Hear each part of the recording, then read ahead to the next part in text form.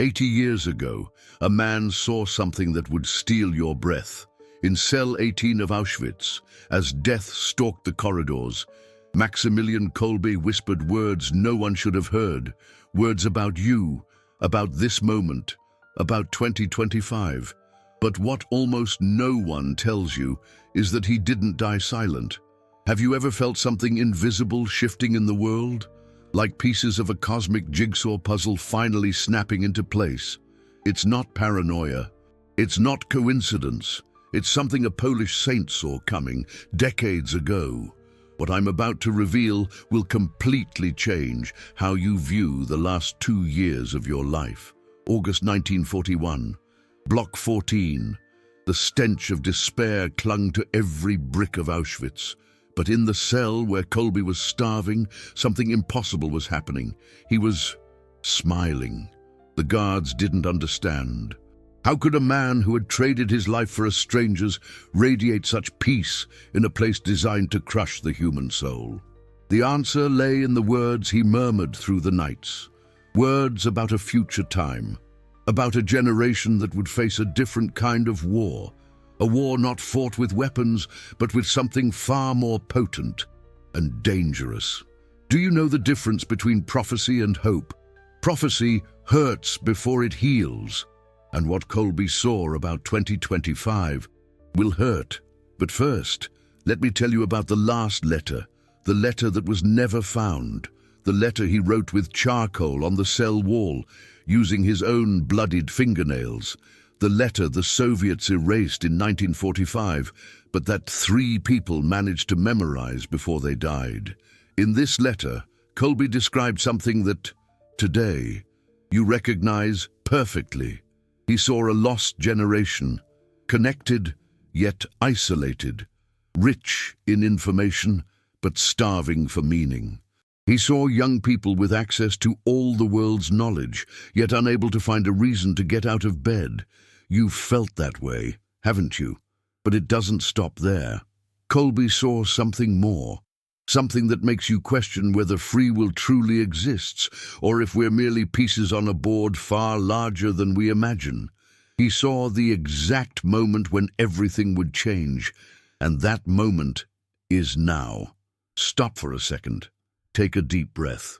Because what I'm about to tell you will make you rethink every decision of the last 5 years. Kolbe wasn't just dying in Auschwitz. He was planting a seed that slept for 80 years in the soil of human history. And in 2025, it finally sprouted. But how can a seed wait so long?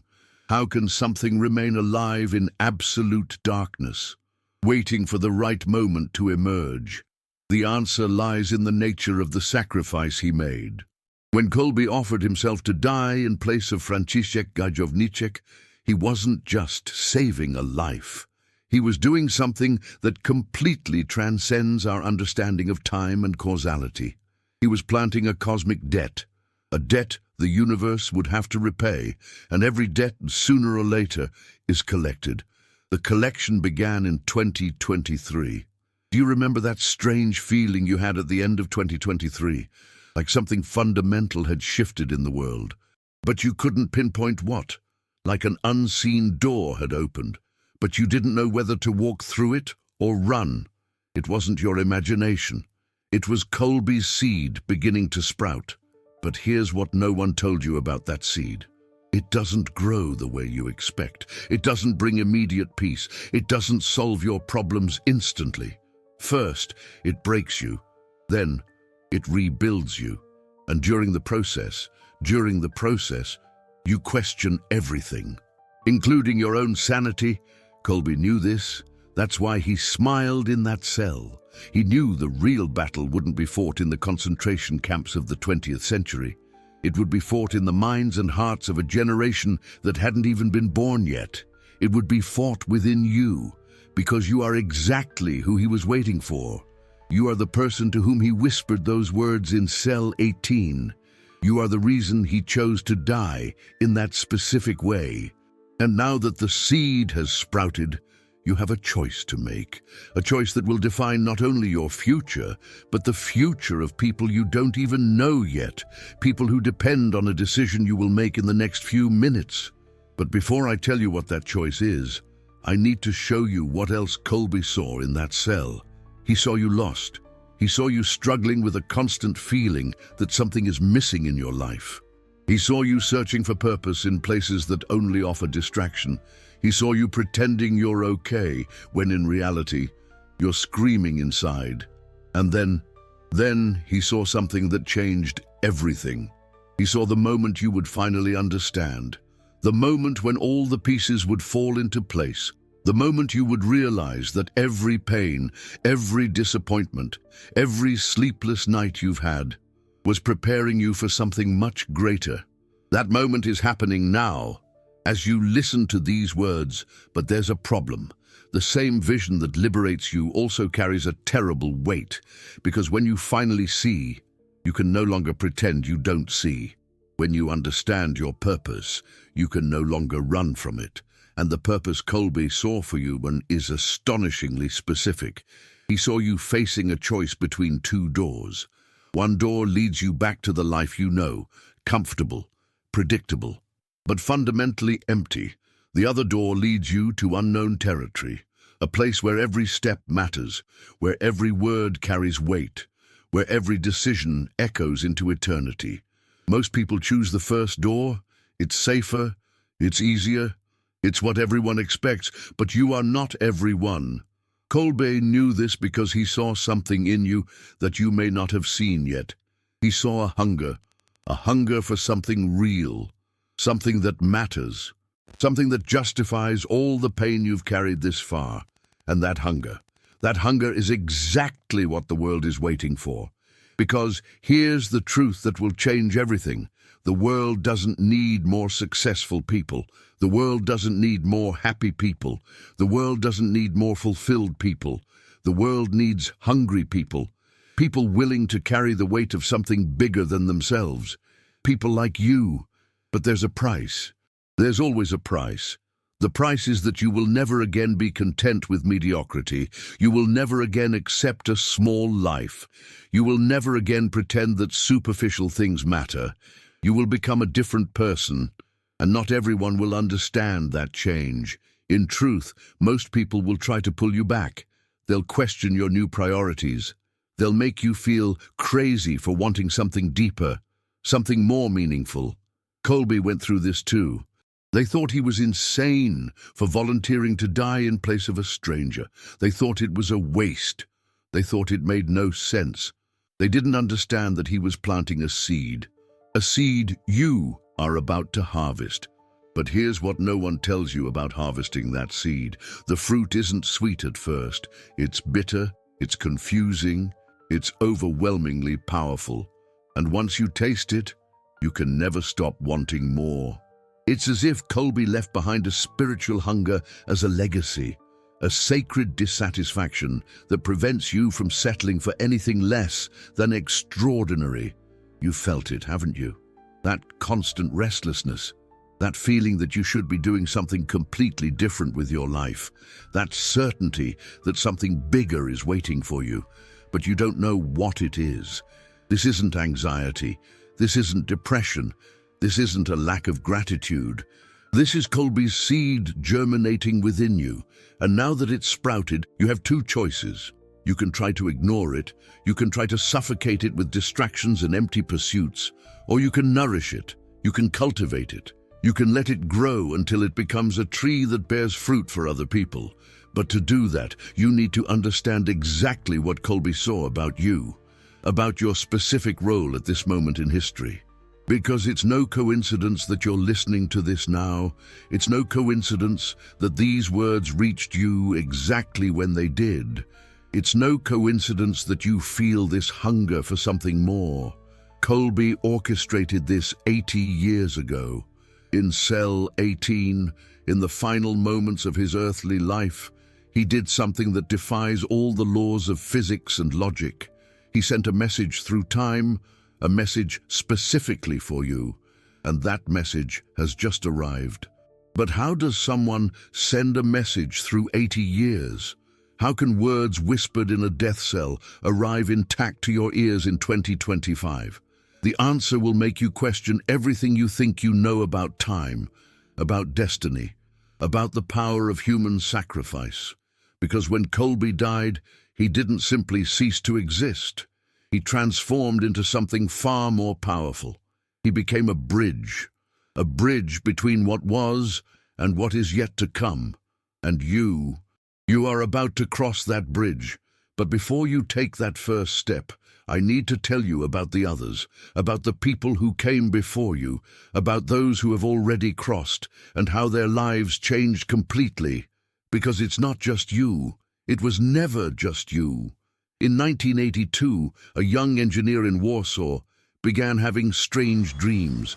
Dreams of a man he had never seen before, whispering numbers and dates. He ignored the dreams until one of the dates arrived. And on that day, his entire life fell apart. But from the collapse, something extraordinary was born, something that saved hundreds of lives during the protests of 1989. In 1995, a nurse in São Paulo woke up one morning with an inexplicable certainty. She knew, without knowing how, that she should leave everything behind and dedicate her life to caring for abandoned children. It seemed madness. She had an established career, a family that depended on her. But the certainty was stronger than the fear, and today, almost 30 years later, the orphanage she founded has saved more than 1,000 children from the streets. In 2003, a philosophy professor in London began to feel a restlessness he couldn't explain. It was as if something was calling him to teach in a completely different way, to plant ideas that would only make sense decades later. His students at the time found his classes strange, almost prophetic. Many only understood what he was trying to convey when they became adults and faced crises that his teachings helped them overcome. Want to know what all these cases have in common? They all started with a feeling identical to the one you're feeling now, an inexplicable restlessness, a hunger for something more, a certainty that they should be doing something completely different with their lives. They were all touched by the same seed that is germinating within you. And all of them, without exception, resisted at first. They all tried to rationalize, they all tried to ignore, they all thought they were going crazy, until they couldn't resist any longer. Because here's the truth about Kolbe's seed. Once it sprouts, it doesn't stop growing. It becomes a force of its own within you, a force that pulls you towards your true purpose, even when you fight against it. And the purpose is always bigger than you imagine. Do you think you're struggling with personal issues? Do you think this restlessness is about your career, your relationships, your financial situation? That's just the surface. What's really happening is that you are being called to a mission that Kolbe saw with such clarity that he was willing to die to ensure that it happened. And that mission has everything to do with the specific time in which we live. Have you ever stopped to think why you were born exactly when you were born? Why are you living specifically in this era of human history? Why have all your experiences, all your pains, all your discoveries brought you to this precise moment? It's not a coincidence. It was never a coincidence. You are a soldier in a spiritual war that is being waged right now, a war between forces that want to keep humanity asleep and forces that want to awaken it to its true nature. And Kolbe was a general in that war, a general who sacrificed his life to ensure that you had the weapons necessary to win your part of the battle. But what are those weapons? What exactly did he leave for you? The first weapon is hunger, the sacred hunger you feel, the dissatisfaction that prevents you from settling for mediocrity. This hunger is your compass. It always points in the direction of what you should be doing. The second weapon is courage. Not the hero movie kind of courage. The silent courage to do what needs to be done, even when no one is watching, even when no one understands, even when you don't fully understand. The third weapon is vision. The ability to see beyond appearances, to recognize that every person who crosses your path is fighting an invisible battle, and that sometimes, just sometimes, you are the only person capable of offering exactly what they need to keep fighting. Kolbe used all these weapons in Auschwitz, and now they are yours. But it comes with an instruction manual, a set of rules you need to follow if you want to wield these weapons effectively. Rule number 1. Never use these weapons for your own benefit. They only work when used in service of something far greater than yourself. Rule number 2. Always trust the hunger, even when it leads you down paths that seem to make no sense. The hunger knows things your conscious mind hasn't yet discovered. Rule number 3. Never explain your mission to those who aren't ready to hear. Some truths can only be understood by those who have already been touched by the same seed. And rule number 4. Always remember that you are not alone. There are others like you, others who have been touched by the same force, others who are fighting the same battle on different fronts. You will recognize each other when you meet. But here's what Kolbe most wanted you to know. This mission, this war, this transformation you're going through, it's all just the beginning.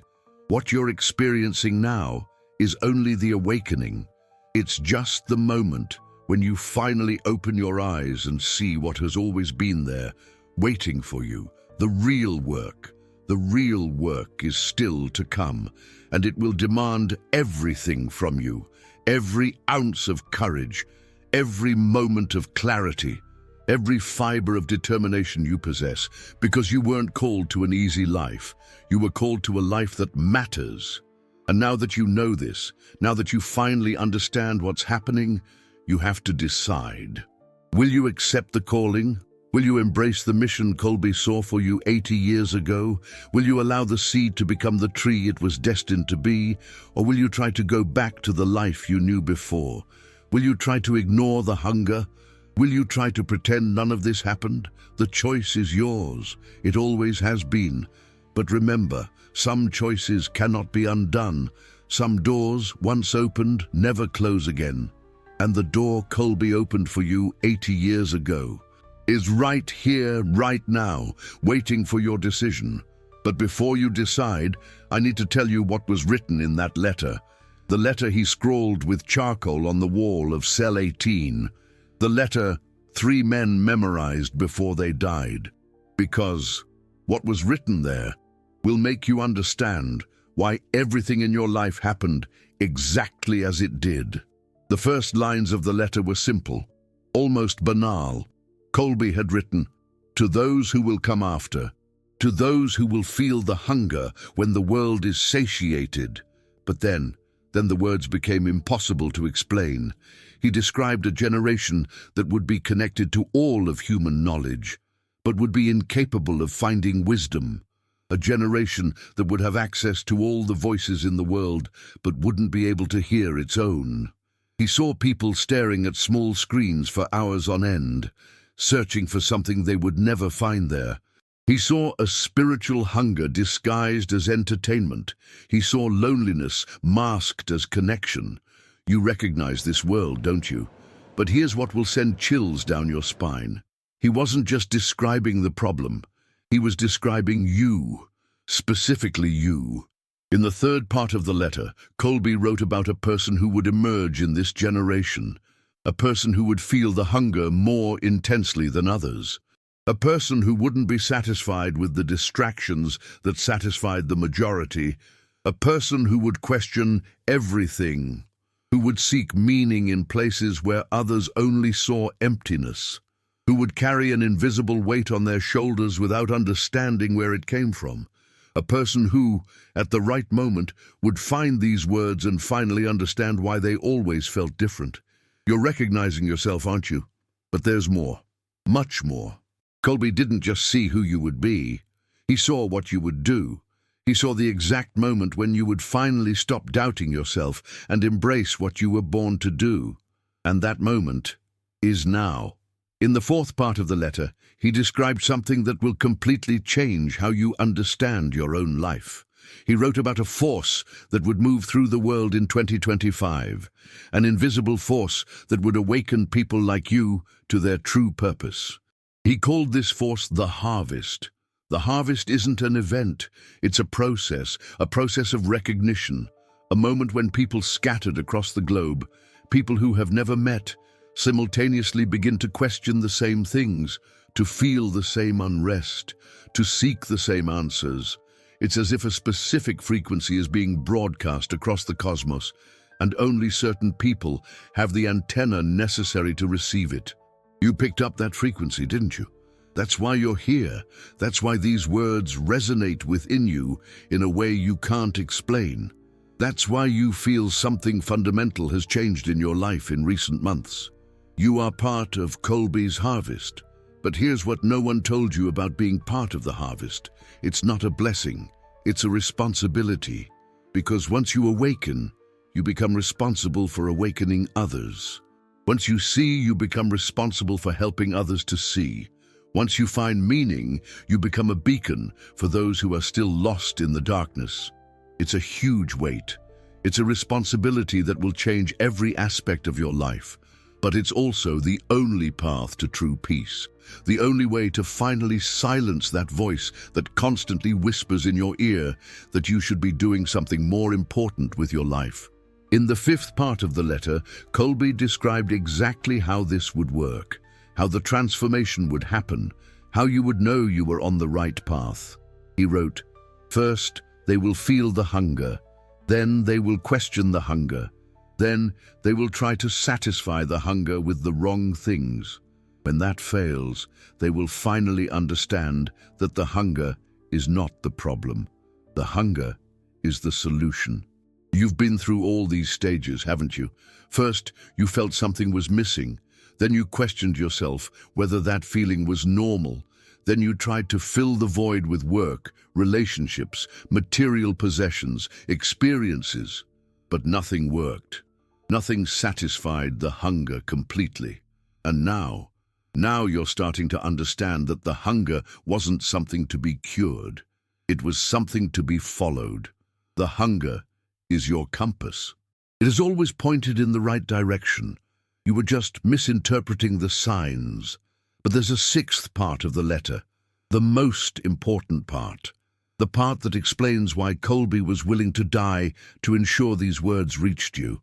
In this part, he revealed the harvest's true purpose. What's really happening in 2025, why people like you are awakening now.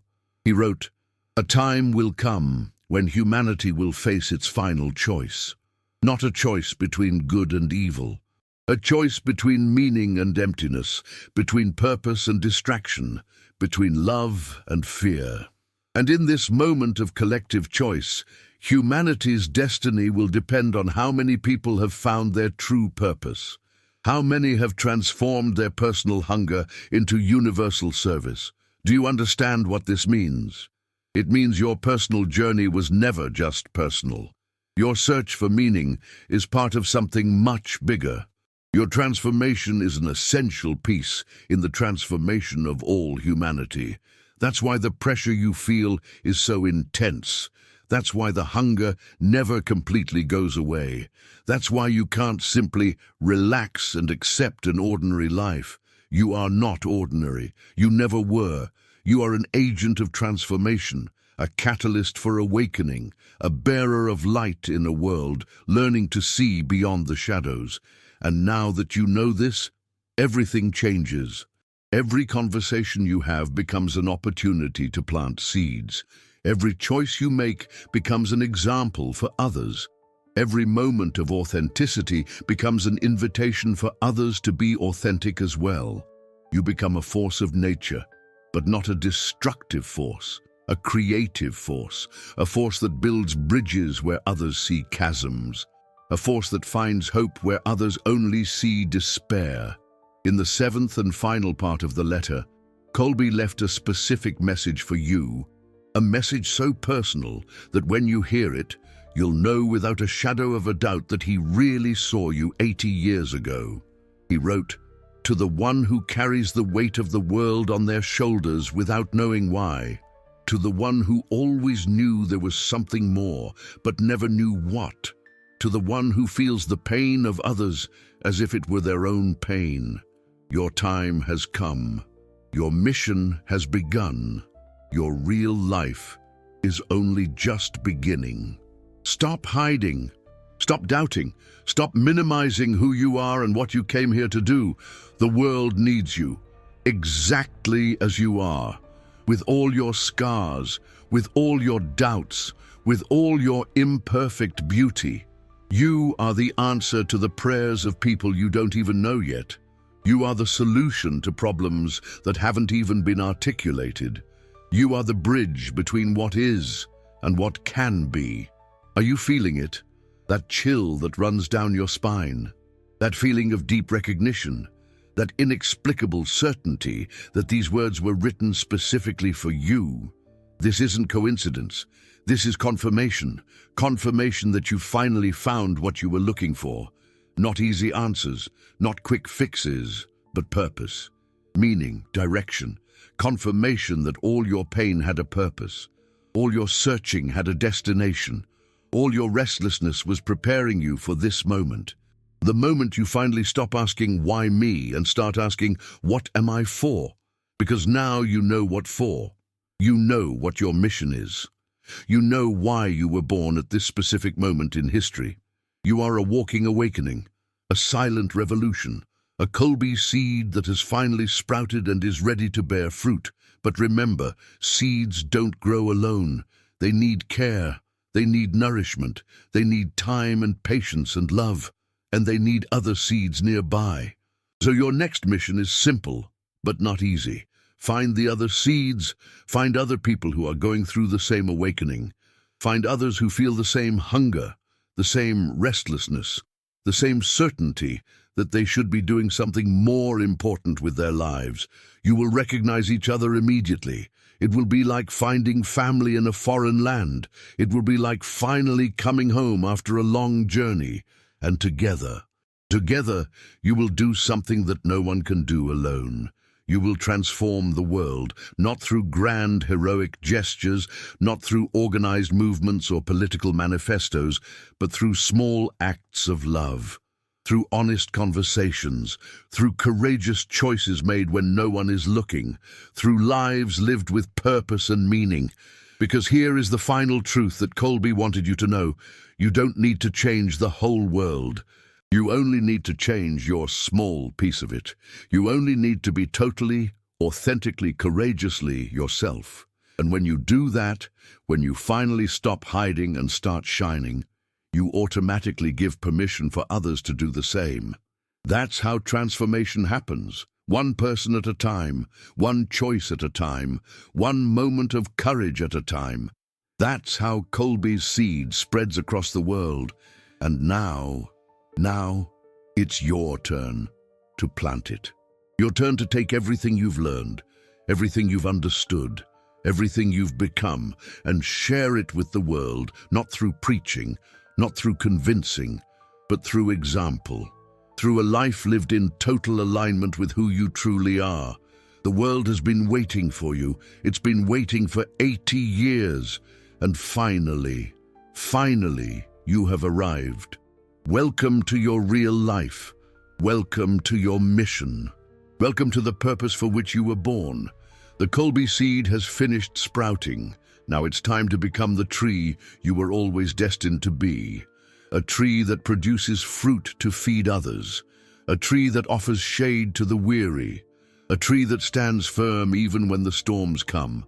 A tree that reminds the world that there is something sacred, something eternal, something profoundly meaningful in the human experience. That is your legacy. That is your gift. That is your responsibility, and you are ready for it.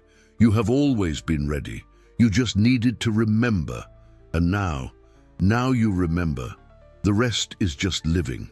Living with the certainty that every day matters, that every choice has weight, that every moment is an opportunity to honor the sacrifice that Kolbe made so that you could be here, now, awakening to who you truly are.